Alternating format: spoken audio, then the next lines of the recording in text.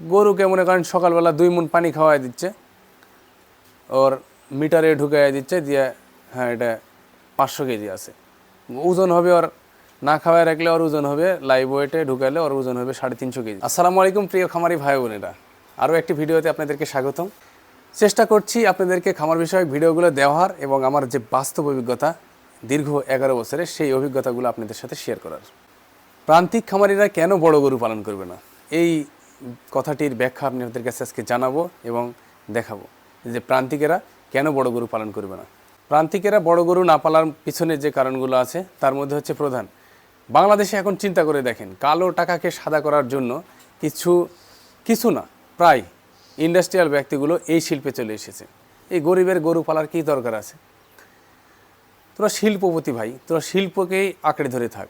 গরিব মানুষ 2-4টা গরু পেলে তারা জীবন জীবিকা নির্বাহ করতো। এই ব্যবসার সাথে দালাল থেকে শুরু করে, আমরা যাকে দালাল বলি, যারা গরু কিনা বেচা করে এদেরকে আমরা দালাল বলি, বা গরুর পাইকার আমাদের ভাষায় বলি, এদেরও জীবন জীবিকা চলতো, ভালো একটা হিউজ পরিমাণে তারা আর্নিং করতো। ঈদের সময় গ্রামের কৃষকেরা 2-4টা গরু লালন পালন করে তাহলে একটা ভালো রেট পেত, কারণ ওই যাদেরকে আমরা দালাল বলছি তাই ওই দালালগুলো নিয়ে যে গরুগুলো ঢাকার মার্কেটে, গাবতলী হাটে, চিটাগাঙে, সিলেটে তারা গরুগুলো বিক্রয় করতো।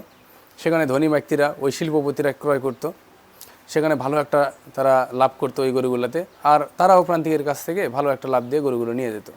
এখন কি হচ্ছে, এখন নাম নিয়েই বলছি অনেকগুলো, যেমন ওয়ালটনের মতন একটা কোম্পানি, তারা ওয়ালটন এগ্রো নাম দিয়েছে। আমাদের উত্তর অঞ্চলে আছে নাবিল গ্রুপ, তারা করছে কি নাবাল ক্যাটেল নামে তারা একটা গরুর ফার্ম করছে। এইরকমভাবে বাংলাদেশের আলমগীর রেঞ্জ, লাবিব গ্রুপের প্রতিষ্ঠান, তাদের 1100 গরু আছে, ভিডিও দেখলাম। এরা করছে কি, ওই যে 1100 গরু পালতেছে, এখন এই যে দুধ কলা খাওয়াচ্ছে, আপেল কমলা খাওয়াচ্ছে, বলতেছে যে এইটা আমরা ফিনল্যান্ড থেকে আনছি, এইটা আমরা সৌদি আরব থেকে আনছি, এইটা আমরা তুরস্ক থেকে আনছি, এইটা আমরা আমেরিকার ওই টেক্সাস থেকে আনছি। কী হয়েছে, বিমান ভাড়াই দিছি 3 লাখ টাকা ভাই। এর বাপ ছিল ওই দেশে অস্কার পাওয়া, এর বাপ ছিল ওই দেশে মেডেল পাওয়া, নোবেল প্রাইজ পাইছে। এই গরুর বাপ হচ্ছে নোবেল প্রাইজ পাইছে, তার সন্তান এটা, তাহলে ওর দাম বেশি হবে। এইটা মনে করেন যে ঢাকার কিছু মোড়ল আছে, এই মোড়লগুলা হচ্ছে আবার বিভিন্ন মেলা দিচ্ছে, গরুর মেলা দিয়ে সেখানে গরুর হচ্ছে শোয়াপ করতেছে। শোয়াপ বলে বুঝেন, মানে ওইটাকে নিয়ে এসে ওই যে সুন্দরী প্রতিযোগিতা হয়, আগে দেখছিলাম চ্যানেলে লাক্সের, ওইরকম হচ্ছে ওই গরুর মানে সুন্দরী প্রতিযোগিতার মতন ওখানে নিয়ে এসে র্যাম্প শো না তার নাম দিছে, গরুর র্যাম্প শো। এই র্যাম্প শো করাচ্ছে, এই র্যাম্প শো করায় তারা করতেছে কি, তাদের ওই যে খামারের মানে প্রান্তিকের সবাক ডেকে নিয়ে যাচ্ছে, ওখানে নিয়ে ওদের স্টলের টাকা নিচ্ছে, স্টলের ভাড়া নিচ্ছে, সব কিছু নিচ্ছে, নিয়ে ও করতেছে কি, ওই মেলার আয়োজন করতেছে, এখানে অনেক টাকা খরচ। হ্যাঁ, তো মানে ওর গোলা চিপে ধরে মনে করেন যে ওখান থেকে ওই 1 লাখ টাকার গরু 80,000 টাকা বা 70,000 টাকা ধরে নিয়ে নিচ্ছে, ভাই আপনার এটাই হবে দাম, নিয়ে নিচ্ছে। ওখানে হচ্ছে কয়েকশো কোটি টাকার গরু বেচতেছে, 50-60 কোটি টাকার গরু বেচতেছে, সেখান থেকে দেখা যাচ্ছে যে 3-4 কোটি টাকা তাদের ওই যে এক্সট্রা প্রফিট হয়ে যাচ্ছে। ওই রকমভাবে তারা নিজেরা ওই গরুটা ক্রয় করে নিয়ে নিচ্ছে তাদের খামারে। আর তাদের যে 2-1টা ওই যে অস্কার পাওয়া যে 2-1টা যে ব্রাহ্মা বা এই সেই টেক্সাস থেকে নিয়ে আসছে, বিভিন্ন দেশ থেকে নিয়ে আসছে বিমান ভাড়া দিয়ে, ওর বাপ হচ্ছে নোবেল প্রাইজ পাওয়া, এই যে গরুগুলা, ওইটার দাম হাঁকাচ্ছে তখন 1 কোটি টাকা। ভাই চিন্তা করেন, গরুর দাম 1 কোটি টাকা। এটা ঠিক আছে, আমেরিকাতে হলে আমি মানে নিলাম, আমেরিকাতে গরুর দাম 1 কোটি টাকা ঠিক আছে, কিন্তু বাংলাদেশের মতন জায়গায় যেখানে হচ্ছে আপনি ওই রাস্তায় যেখানে আপনার হচ্ছে মানুষ খাবার না পেয়ে পড়ে থাকে, সেই দেশে গরুর দাম 1 কোটি টাকা র্যাম্প শোতে, এই বিষয়টা দেখায় আপনার এই একটা যে হ্যাটাম, এটা প্রকাশ করার কোনো দরকার আছে?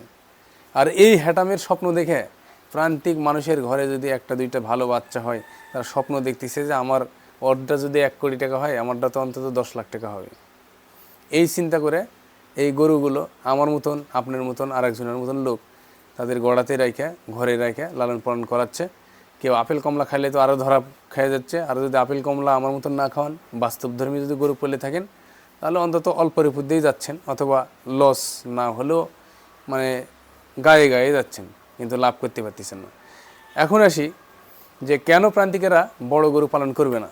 প্রান্তিকেরা বড় গরু এই কারণেই পালন করবে না যে প্রান্তিকের কাছ থেকে এখন এই গরুটা কে নিচ্ছে, শিল্পপতিরা কিন্তু আর গরু কিনতেছে না। এখন ওদের বউ বাচ্চা নিয়ে যে ঘুষের টাকা, সুদের টাকা, ওই শিল্পপতির খামারে যাচ্ছে, ওই আলমগীর রেঞ্জের মতন জায়গায় যাচ্ছে, যে দেখে পছন্দ করে ওইটাই দেখা যাচ্ছে আলহামদুলিল্লাহ বলে 5,000 থাবা দিচ্ছে, সোল্ড আউট। কত দাম এটা? ওই 7 লাখ টাকা বা 10 লাখ টাকা। এটা ওজন কত আছে? ওই লাইভ ওয়েটে দেখাই দেবো, এটা হচ্ছে 600 কেজি ওজন আছে। গরুকে মনে করেন সকালবেলা 2 মণ পানি খাওয়াই দিচ্ছে, ওর মিটারে ঢুকাই দিচ্ছে দিয়ে, হ্যাঁ এটা 500 কেজি আছে। ওজন হবে ওর, না খাওয়ায় রাখলে ওর ওজন হবে, লাইভ ওয়েটে ঢুকালে ওর ওজন হবে 350 কেজি বা 400 কেজি সাপোজ, এরকম 100 কেজি পানি খাওয়াই দিচ্ছে। ব্যাপার না, আপনি এখন বলতেছে ভাই 100 কেজি পানি খাওয়ালে গরু বাঁচে, কোনো ব্যাপারই না। 2বার আমি আমার গরুকে যদি পানি খাওয়াই 100 কেজি ওজন বেড়ে দেবো, 100 কেজি ওজন বাড়ানো কোনো বিষয় না। তো এই হচ্ছে বিষয়। এইভাবে আপনি যদি পানি যদি 1100 টাকা কেজি বেচেন, এটা কি সিস্টেম হলো? লাইভ ওয়েট আপনি কী গরু বেচবেন? লাইভ ওয়েটে গরু বেচার কী সিস্টেম আছে? এটা আপনি কি মুরগি যে আপনি লাইভ ওয়েটে বেচবেন?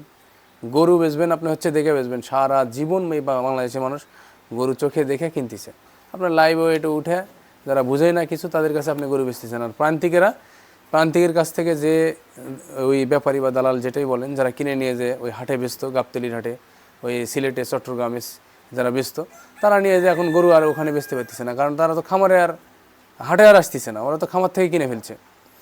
আর এই যারা শিল্পপতিরা এখন এই গরু শিল্পে আসছে, এদের উদ্দেশ্য কী জানেন?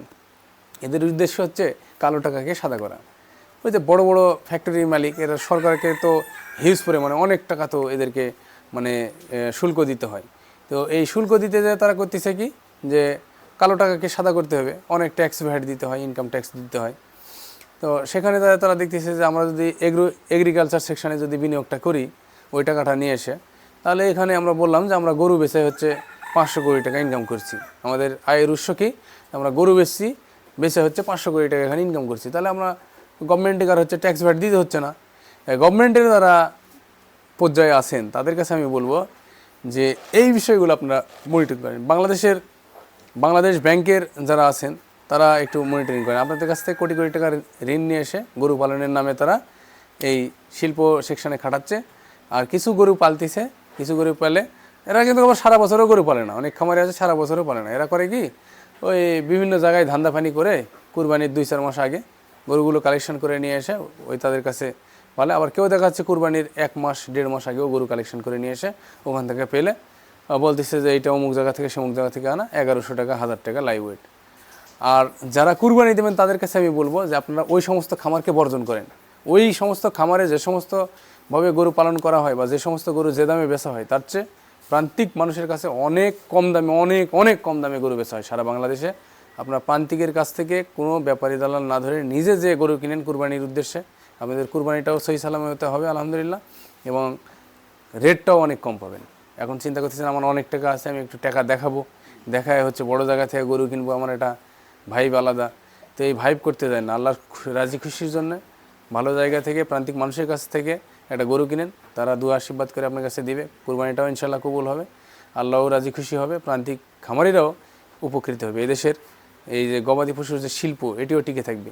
যা শুরু হয়েছে বাংলাদেশে, তাতে বাংলাদেশের প্রান্তিক কোনো খামারির গড়াতে হয়তো 2-1 বছরের মধ্যে, আমার তো বিশ্বাস যে একবার যে পালন করবে কুরবানিকে টার্গেট করে, নেক্সট জীবনে কোনো দিন আর করবে না। আমি করব না।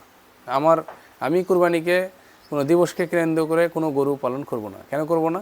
প্রতিটা দিবসে আমি দেখছি 11 বছর থেকে একই অবস্থা দেয়, কখনও না যে ভালো একটা রেট গেছে। এবারে অনেক ইচ্ছা ছিল যে 3 বছর পরে এই গরুগুলো একটা ভালো রেট পাবো ইনশাল্লাহ, এই আশা করে পাচ্ছিলাম। সেখানেও আমি বাস্তব প্রমাণ পেলাম। অনেক দিন দেখলাম ওই যে 7,55,000 টাকা, 7,50,000 টাকা বলছিল হচ্ছে 27 রমজানে, সেই থেকে ওই যে চলতিছে এখন অবধি ওই একই অবস্থা। কেউ 1 টাকা বেশিও বলে না, ইয়েও হয় না। এই যে 5,000 টাকা বাড়ছে, তারপরে আবার আরও 20,000 টাকা আমার খরচ। এই ছিল হচ্ছে অবস্থা। তো আপনারা এই থেকেই সিদ্ধান্ত গ্রহণ করুন যে আপনারা কি করবেন, মানে প্রান্তিকেরা কি করবেন। কুরবানির সময় গরু পালবেন, বড় গরু পালন করবেন, না ছোট অবস্থায় বেছে দিবেন। এখন এই সিদ্ধান্তে আসেন। আমার যেটি ব্যক্তি মতামত সেটি হচ্ছে যে আপনাদের ঘরে যদি ভালো কোনো বাচ্চা হয়, তাহলে 6 মাস যে দুধ খায় গাভীর সাথে, এই 6 মাস পর অর্থাৎ দুধ ছাড়ার আগেই ওই গাভীর বাচ্চাটা হচ্ছে আপনারা আউট করে দেন। দেখা যাচ্ছে 70, 80 বা 1 লাখ টাকা পেয়ে যাবেন। ভালো আরও যদি কোয়ালিটি ভালো হয় তাহলে 1,20,000 বা 30,000 টাকা পেয়ে যান। আলহামদুলিল্লাহ, এর চেয়ে শান্তি আর কিচ্ছু নেই। কোনো প্যারা নাই, বেঁচে দিলেন, কাহিনি শেষ। যার নিয়ে যাও সে নিয়ে যায়, লাভ করবে। কারণ আপনার মতন আমার মতন লোক আমরা কখনো ওই ওদের মতন আর শো আপ করতে পারবো না, আর কখনো আমাদের গরু ওইরকম দামে বিক্রি হবে না। তো এই ছিল অবস্থা। আর প্রান্তিকদেরকে সচেতন হতে হবে, প্রোডাকশানে আসতে হবে, দুধের উৎপাদন বাড়াতে হবে। দুধ থেকে কিভাবে ঘি, পনির, তারপরে হচ্ছে বিভিন্ন রকমের দুধের যে খাবারগুলো আছে, দই, মিষ্টি, এগুলো তৈরি করা যায়, এগুলোভাবে এই সিস্টেমগুলো আমাদেরকে মাথায় নিয়ে আসতে হবে এবং দুধের প্রোডাকশান এবং বাচ্চা প্রোডাকশান করতে হবে। আমরা যে মোটা তাজাকরণ করে কুরবানিতে একটা ভালো দাম পাবো এরকম চিন্তাভাবনা মাথা থেকে একদম বাদ দিতে হবে। তো এই ছিল আজকের টপিকস। আশা করি ভালো লাগছে। আপনারা আমাদের চ্যানেলটি সাবস্ক্রাইব করুন এবং আমাদের সাথে থাকুন। আরও সুন্দর সুন্দর অভিজ্ঞতা আপনাদের সাথে শেয়ার করবো ইনশাল্লাহ। এই আশা ব্যক্ত রেখে আজকের ভিডিও শেষ করছি। আসসালামু আলাইকুম রহমতুল্লাহ।